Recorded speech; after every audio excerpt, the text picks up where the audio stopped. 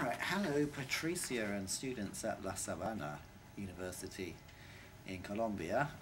I'm Peter Voller, and this is one of my colleagues, Liz Sampson. And she's going to interview me, and I'm going to try and answer the questions. Right, Peter, can you tell me what is the mission of your LRC?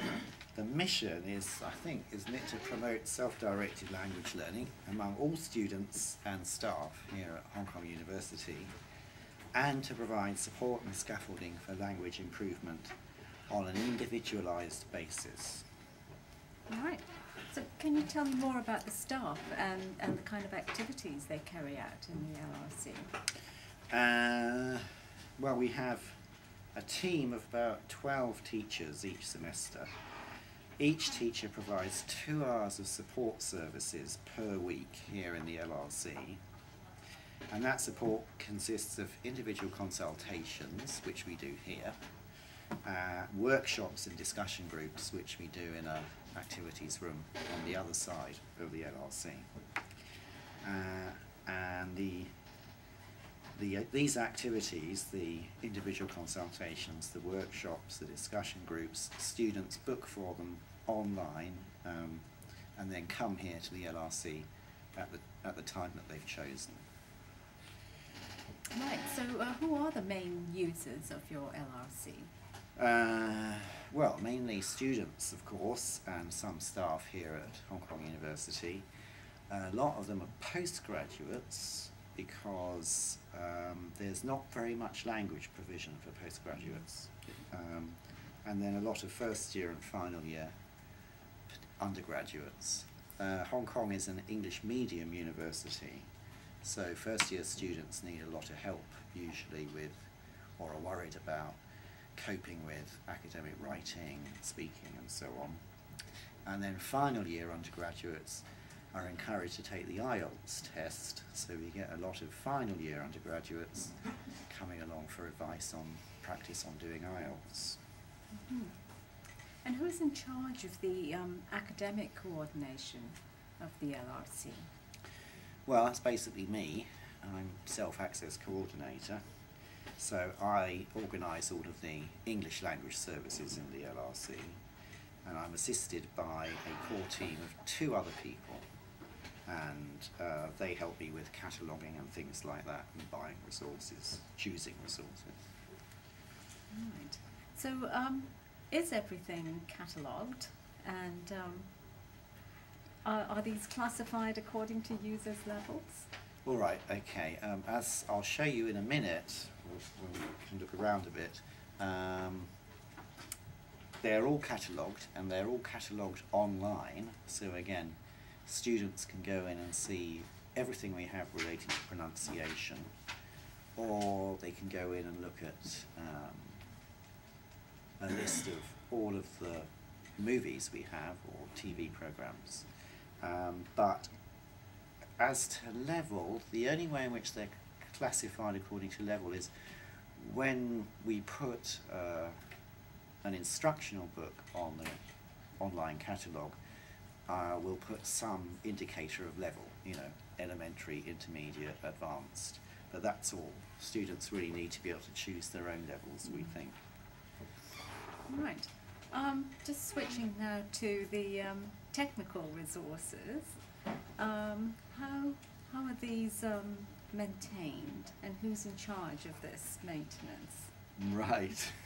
The issue here is that the Language Resource Centre is not just for English, it's also for other languages, and the School of Modern Languages and Culture therefore runs the technical office and the technical side. So there's a group of people called the Technical Office, and they look after all the equipment, the computers, the TVs, the DVD players, etc. Right. And how do you foster independent learning in your students? Well,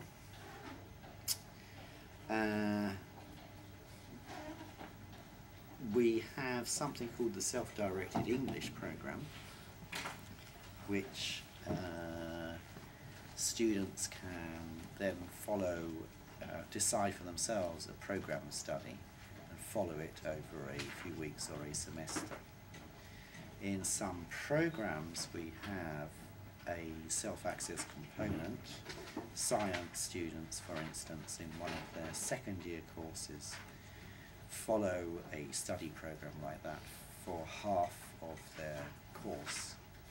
But most of it is students themselves coming voluntarily with questions or desires to improve their English. And then they come to us, and they get advice from us about resources, and we hope that they will go off and use these resources and then come back and see us again for a follow-up appointment to discuss whether or not it's worked or any questions they have.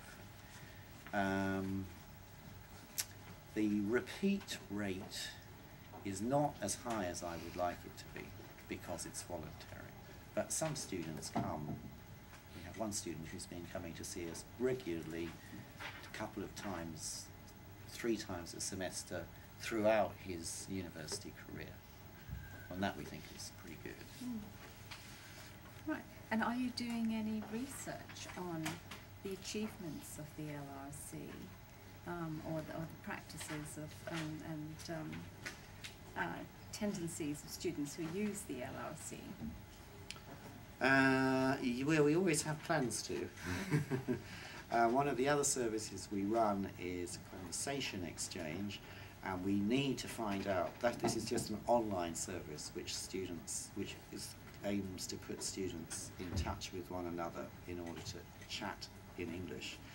And we really need to do some follow-up questionnaire or survey on that to find out what they actually have been doing. And there are a couple of other things too. Right. Okay.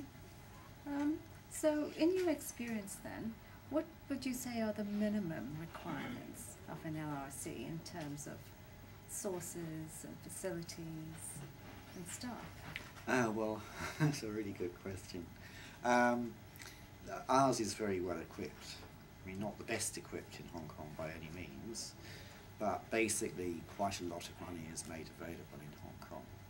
But if you go to somewhere like Malaysia, for example, there, back in the 90s, colleagues of ours were involved in helping to set up quite low-level sort of self-access centres. I mean, actually, given the amount of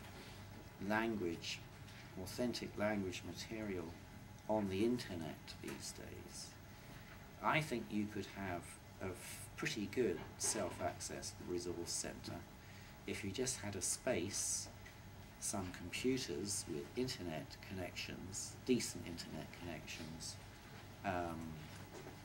and microphones and headphones. Okay, Peter, thanks very much. Okay, thanks Liz.